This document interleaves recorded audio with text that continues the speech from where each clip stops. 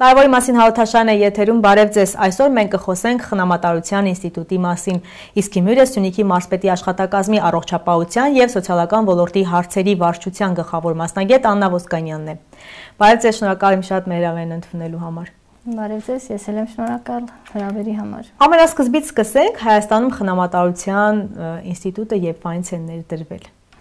Հայաստանում ներդրվել է երևի 2012 թվականից, Սյունիքի մարզում մենք արդեն իրազեկումները սկսել էինք 14 թվականից և քիչ-քիչ տարիների ընթացքում այդ գյուղերով, համայնքներով, որ մենք գնացինք, իրազեկումներ արեցինք, սկզբից թերահավատորեն էինք մտածում, որ կարող են չզարգանա Սյունիքի մարզում, բայց տարիներ հետո, 1-2 տարի հետո սկսեցին մարդիկ ավելի շատ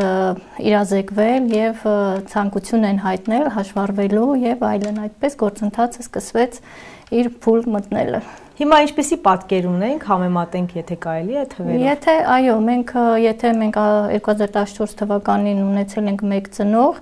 և 2 երեխա խնամատար ընտանիքում, արդեն 2025 թվականի դրությամբ ասում եմ, ունենք 9 ծնող հաշվառված և 17 երեխա, որոնք խնամք են ստանում, խնամքն ու դաստիարակությունը ստանում են ընտանիքն։ Մի քիչ դանդաղ, բայց թվերի աճ կարևոր է գրանցվում է, եթե այսպես նայենք տարիներով, այդքան էլ մեծ չէ, բայց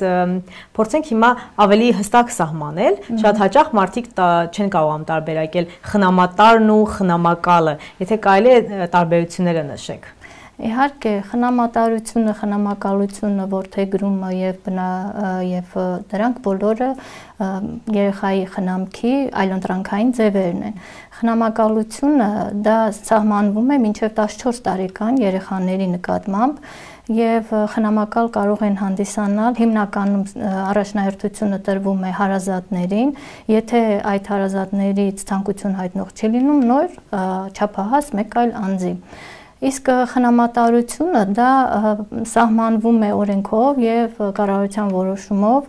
ինքը համարվում է աշխատանք, վարձատրվում է պետբյուջեի կողմից և դա արդեն տարիքային սահմանափակում կա, խնամատար ծնողը չի կարող տվյալ պահին, պայմանագիրը կնքելու պահին լինել 55 տարեկան։ Մեկ ծնողի մասին է խոսքը բնականաբար։ Բացենք փակագծերը քայլերի հաջորդականության։ Ինչպես է ստացվում, որ ընտանիքը դառնում է խնամատար ընտանիք։ Շատ բարի։ Խնամատարությունը ինքը սահմանվում է ընտանեկան օրենսգրքում, սահմանվում է խնամատարությունը, հոգեզավակ խնամատար ծնողներ, նրանց տեսակները, խնամատարության տեսակները, վարձատրության չափը, այդ ամենը օրենքով սահմանված է։ Իսկ այդ ամենի կարգավորումը իրականացվում է Հայաստանի Հանրապետության կառավարության 2019 թվականի հունիսի 13-ի որոշումով, 751-ն որոշումով։ Եվ խնամատարությունը ինքը դա սահմանվում է կյանքի դժվարին իրավիճակում հայտնված երեխայի այլընտրանքային խնամքի ձևն է մեկ այլ ընտանիքում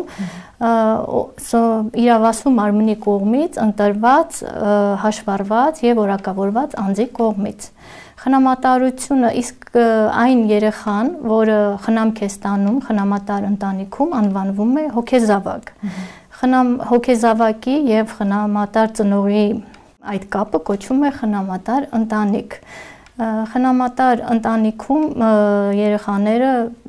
խնամքը և դաստիարակությունը կարող են ստանալ մինչև 18 տարեկանը և նաև մինչև 23 տարեկանը, եթե սահմանված են այլ դեպքեր։ Խնամատարության տեսակները 4-ն են, մասնագիտացված, ճգնաժամային խնամատարություն, արձակուրդային խնամատարություն և ընդհանուր։ Ճգնաժամային և արձակուրդային խնամատարության տեսակները համարվում են կարճաժամկետ, իսկ մասնագիտացված և ընդհանուր տեսակի խնամատարությունը դա արդեն երկարաժամկետ է, 1 տարուց ավել, իսկ այն նախորդը մինչև 1 ամիս ժամկետով։ Մասնագիտացված խնամատարության ժամանակ նաև երեխաները, հատուկ խնամքի երեխաներն են, իրենց խնամքն ու դաստիարակությունը ստանում։ Այդ ծնողները հատուկ վերապատրաստում են անցնում, նոր ցանկություն են հայտնում արդեն երեխայի խնամք իրականացնել։ Հիմա հասկանանք, ինչպես է ստացվում, ընտանիքը գալիս է, դիմում է, երեխաներին որտեղից են վերցնում, ինչ գրաֆիկով են պահում, ավելի այսպես բացենք փակագծերը։ Առաջին քայլերը դա իրականացվում է խնամատար ծնողը դիմում է Սյունիքի մարզպետի աշխատակազմ, մեր բաժին, մեր ոլորտ, ասենց ասեմ, առողջապահության եւ սոցիալական ոլորտի ընտանիքի կանանց երեխաների իրավունքների պաշտպանության ոլորտին է դիմում։ Մենք իրականացնում ենք սկզբնական հաշվառում։ Տրամադրում ենք ցանկ, որը սահմանված է կառավարության որոշումով։ Այդ ցանկի հիման վրա ծնողը հավաքում է իր փաստաթղթերը։ Մենք բոլոր պայմանները ներկայացնում ենք։ Այդ փաստաթղթերը հավաքելուց հետո ծնողը հաշվառում ենք, մինչև հաշվառվելը դրանից հետո ինքը անցնում է դասընթաց, վերապատրաստվում է, որը տևում է 48 ակադեմիական ժամ, սերտիֆիկատը ստանալուց հետո նոր կարող է դիմել արդեն երեխայի խնամքն իրականացնելու պարագայում։ Իսկ խնամքը իրականացվում է, երեխան ընտրվում է արդեն հաստատությունում գտնվող կամ բնակչության սոցիալական պաշտպանությունում գտնվող երեխաների։ Այսինքն մանկատներից են երեխաներին վերցնում։ Եվ մանկատներից եւ ճգնաժամային կենտրոններում գտնվող հաստատություններից։ Այսինքն երեխային վերցնում են, որ երեխային են վերցնում, որ ընդհանրապես ծնող չունի, թե գուցեև լինում են դեպքեր, որ ծնողները կան, պարզապես հրաժարվել են կամ այդ ծնողները համաձայն են, իրենք չեն կարողանում այդ ընտանիքում պահել եւ համաձայն են, որ մեկ ուրիշ ընտանիքի տրամադրվի։ Դեպքերը հիմնականում որ ոլորտի երեխաներին են։ Կյանքի դժվարին իրավիճակներում հայտնված երեխաներն են։ Նրանք կարող են լինել նաև առանց ծնողական խնամքի մնացած երեխաներ, կարող են այն երեխաները լինել, որոնց ծնողները դատապարտված են, գտնում են կալանավայրում կամ լքել են երեխաներին կամ երեխաներին տվյալ ընտանիքում պահելը ինքնին վտանգ է իրենց համար։ Հաշվի են առնում բոլոր դեպքերում երեխաների լավագույն շահը։ Եվ այն երեխաները, որոնք հայտնվել են դրսում կամ չունեն որևիցե հարազատ եւ չունեն որևիցե մեկը, որը կարող է իրականացնել այդ իրենց խնամքը։ Ընտանիքների առաջ ինչպիսի պահանջներ են դրվում, գուցեև լինեն ընտանիքներ, որոնք իսկապես շատ մեծ ցանկություն ունենան երեխա վերցնել իրենց խնամքի այսպես ներքո, բայց պարզապես օրենքի ինչ-ինչ կետերից ելնելով կամ համապատասխան տվյալներին որոշում մասին չհամապատասխանելով չեն կարողանում իրենց ցանկությունը կատարել։ Այո, իհարկե, կան սահմանափակումներ եւ արգելքներ, որը նույնպես օրենքով է սահմանված, սահմանափակել են ծնողական իրավունքից կամ զրկված են ծնողական իրավունքից այն անձինք, որոնք խնամակալությունը ոչ պատշաճ են իրականացնել, անձինք, որոնք դադարեցվել են որդեգրումը իրավասու մարմնի կողմից,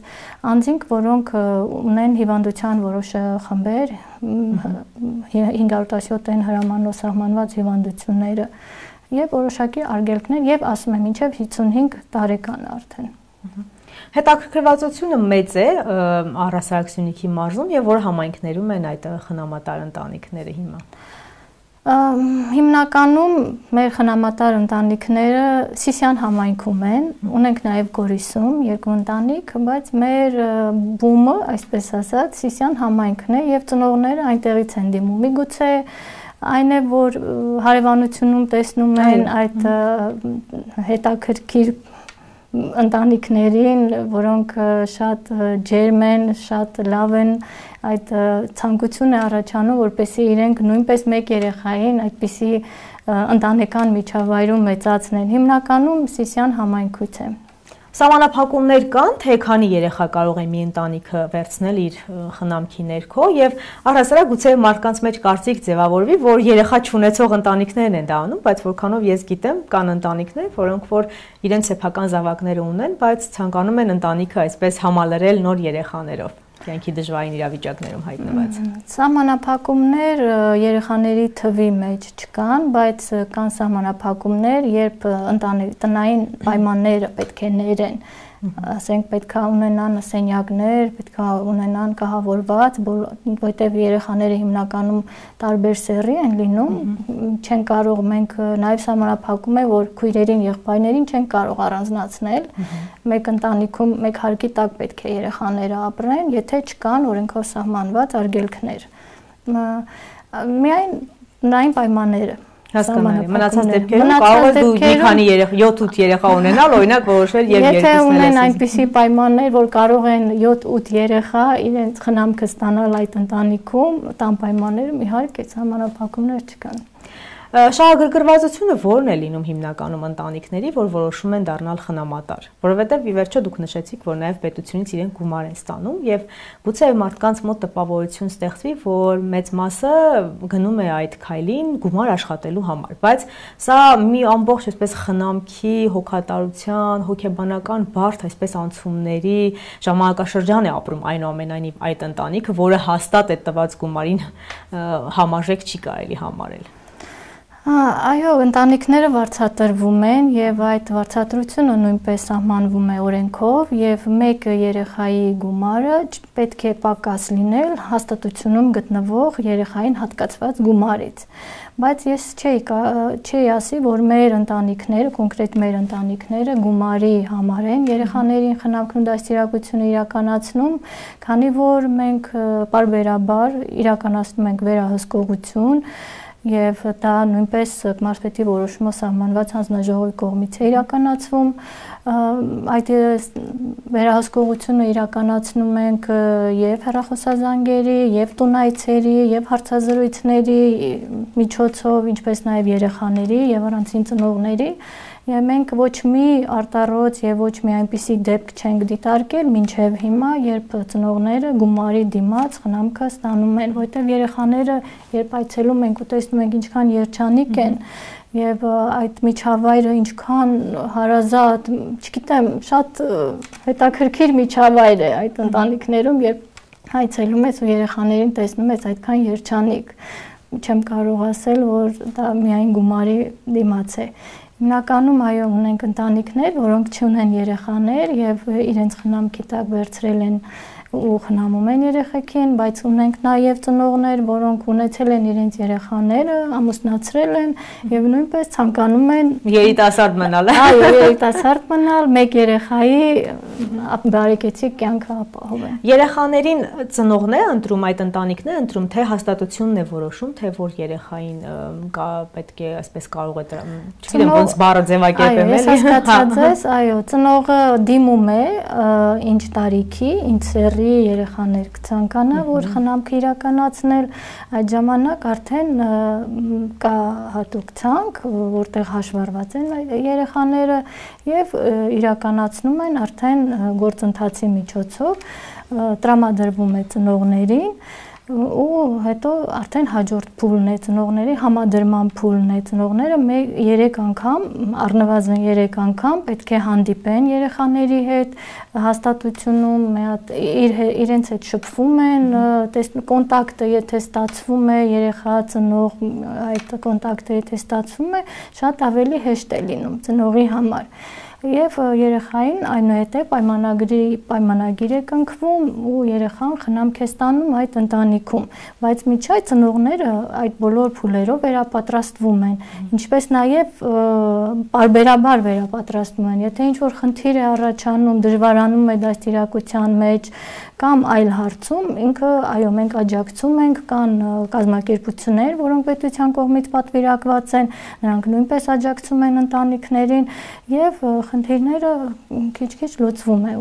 եւ երեխան է հարմարվում եւ ծնողն է հարմարվում ու այդպես։ Իսկ լինում են դեպքեր, որ երեխան ընդհանրապես չհարմարվի ու փոխեն, ասենք, մեկ ուրիշի երեխա անցնի խնամատար։ Դեպքեր լինում են, բայց մենք մարզում չունենք այդպես։ Որտեւ իրականում ինքը շատ բարդ հոգեբանական, այսպես այդ երեխաները խոցելի են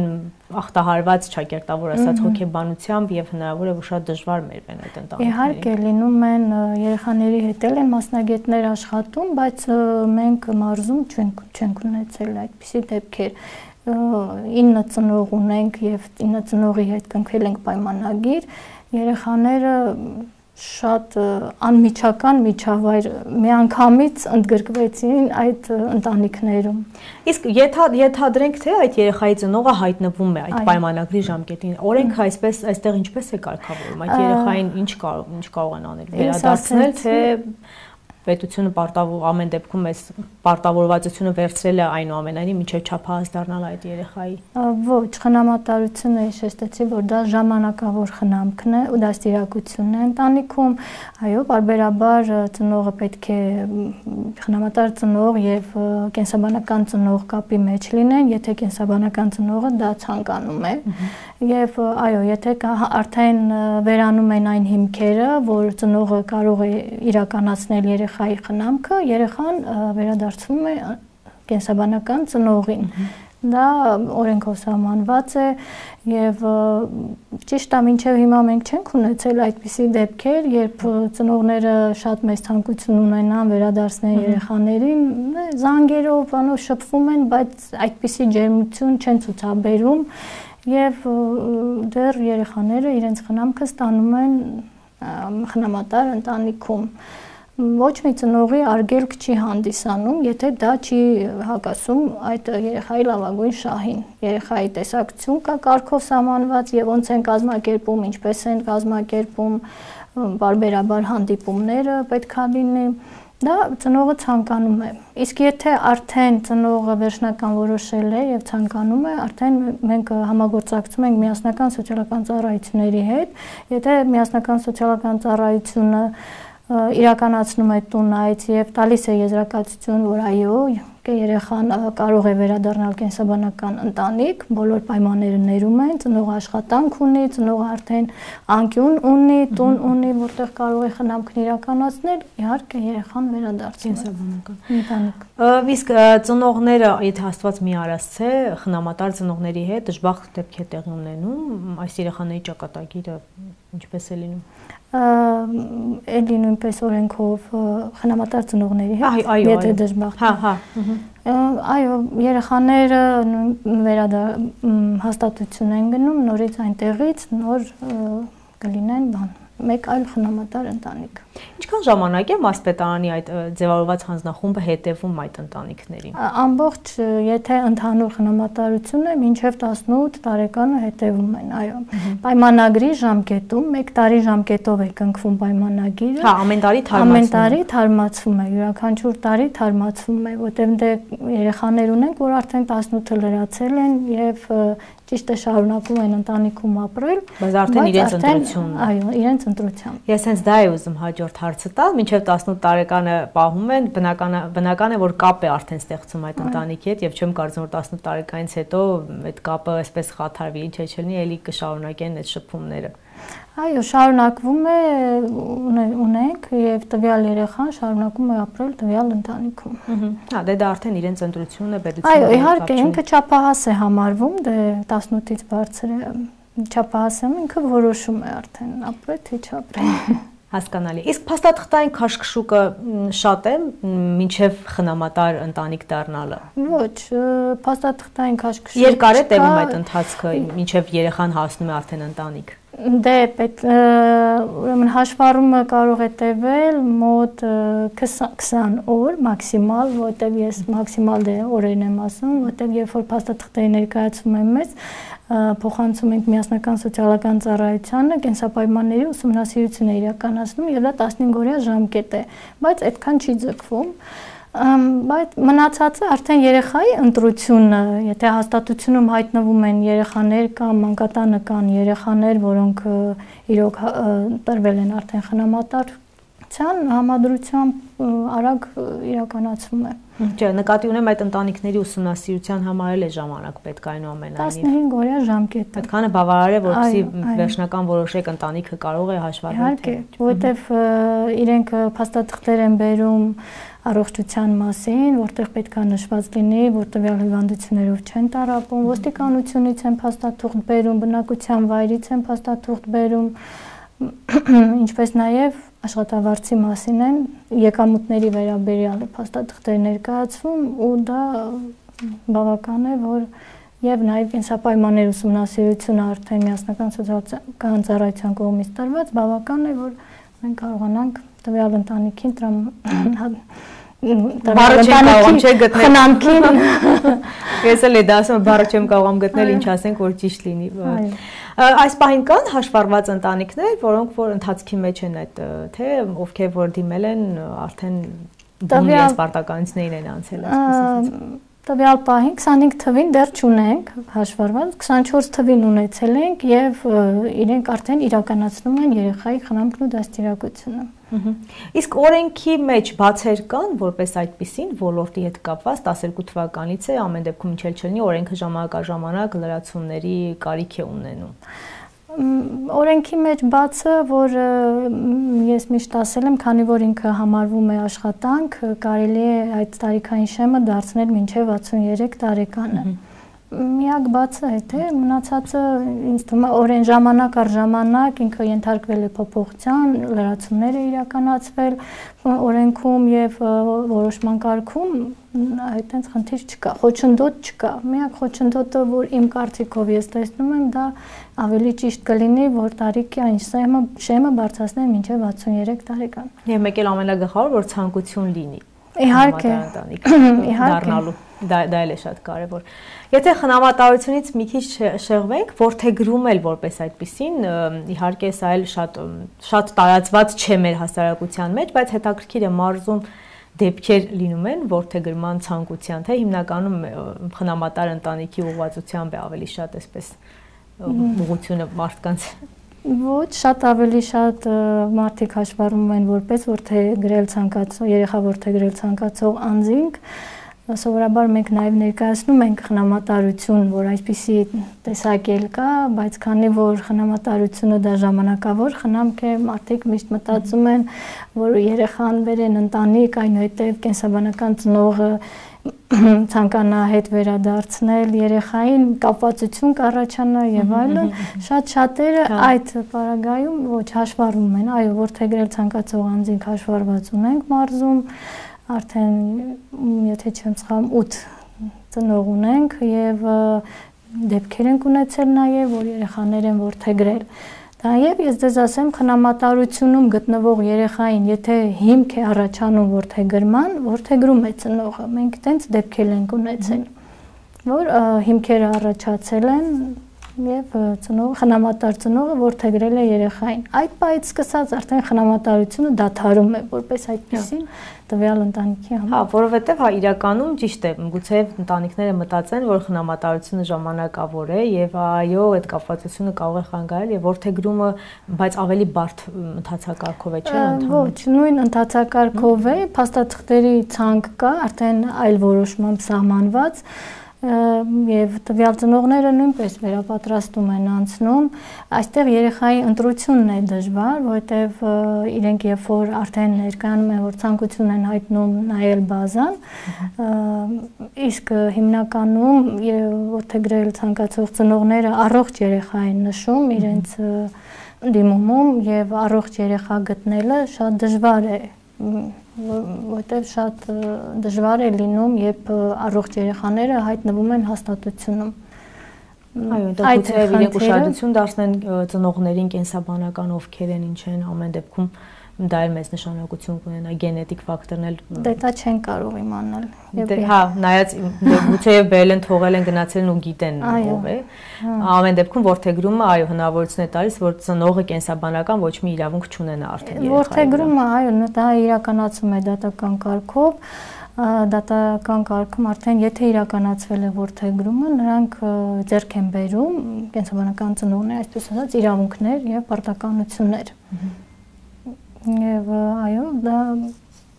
չի սահմանվում մինչև 18 տարեկան, արդեն այդ սահմանափակումները չկան։ Որդեգրման դեպքում էլ է մարզպետարանի համապատասխան հանձնախումբը հետևում այդ ընտանիքում երեխայի պայմաններին, թե որդեգրումը արդեն իրենց այսպես երեխան է, ոչ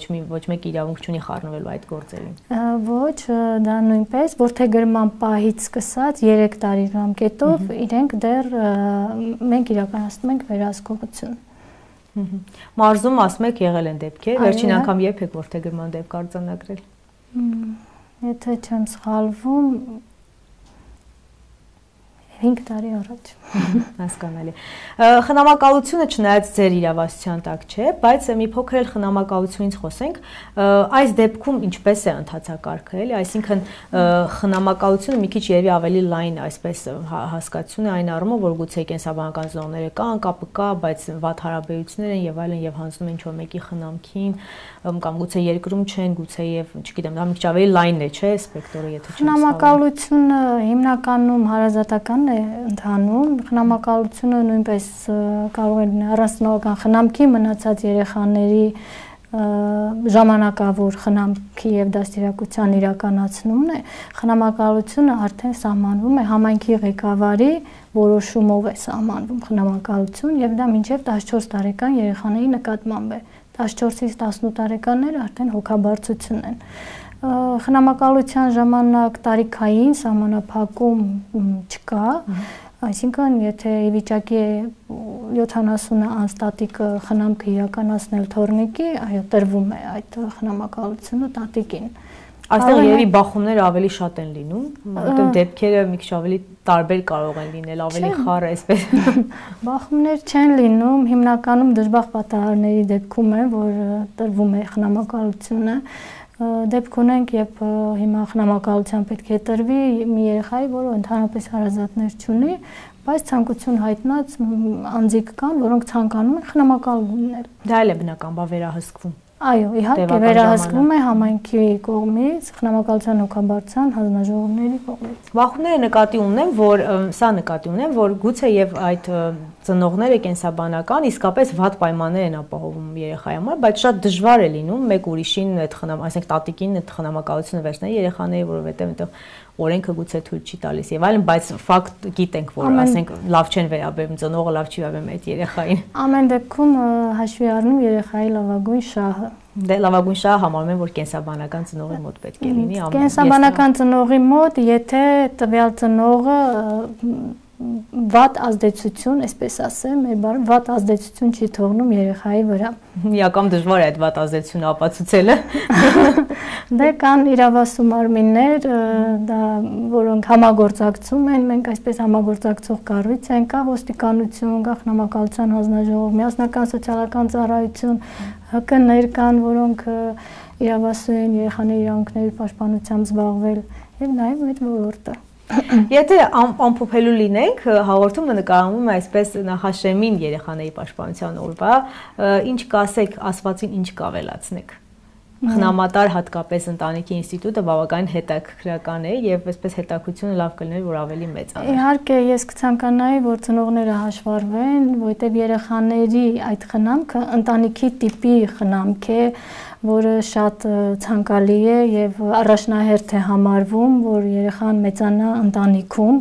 եթե իր ընտանիքից զրկվել է, գոնե այլ ընտանիքում մեծանա եւ շատ կցանկանայի, որ այո ծնողները դիմեն, հաշվառվեն ու հասկանան, որ դա նույնպես աշխատանք է եւ դա բարի աշխատանք է, մեկ երեխայի կյանքը ավելի բարեկեցիկ են դարձնում։ Այո, անկախ գումարից, այստեղ ես կարծում եմ գումարը 10-րդական տեղ է զբաղեցնում, եթե դու կարող ես մեկին երջանկացնել, ուրեմն դու էլ բավարարված կլինես։ Իհարկե, գումարը այո, եւ երեխաներին տրվում է եւ խնամքի համար, եւ ծնողի վարձատրության համար, բայց այն ջերմությունը, որ տվյալ ծնողը կտա այդ երեխային եւ այդ երեխան, որը կմեծանա այդ ընտանիքում, դա ամենամեծ երջանկությունը կլինի։ Եվ անփոխարինելի։ Եվ անփոխարինելի, իհարկե։ Շնորհակալ եմ շատ հարցազրույցի համար։ Կարևորի մասին հաղորդաշարներ եթերում այսօր մենք խոսեցինք խնամատարության մասին, իսկ մյուրը Սյունիքի մարզպետի աշխատակազմի առողջապահության եւ սոցիալական ոլորտի հարցերի վարչության գլխավոր մասնագետ Աննա Ոսկանյանն էր։ Հաջողություն։